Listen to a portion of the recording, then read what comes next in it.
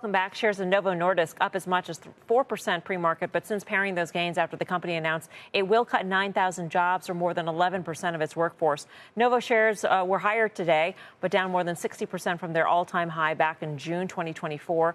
Bernstein sees light at the end of the tunnel. It upgraded Novo to an outperformer with a price target indicating more than 50% upside, writing, quote, "The obesity growth engine is now underappreciated."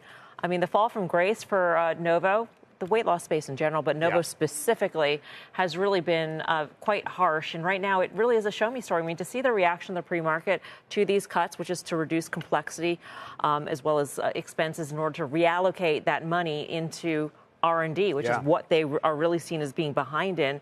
It was positive, and now it's basically flat. So it's really, a show-me stock at this point. I think the stock is back to where it was like 3 years ago. I mean, it's really unwound all of the boom. Lilly, of course, has fared better on a relative basis. It's definitely off its own highs as well, but clearly the market has decided that they have the edge in terms of, the new products and the efficacy and things like that. And, we'll see. At one point, it was like the pie is going to be growing so fast.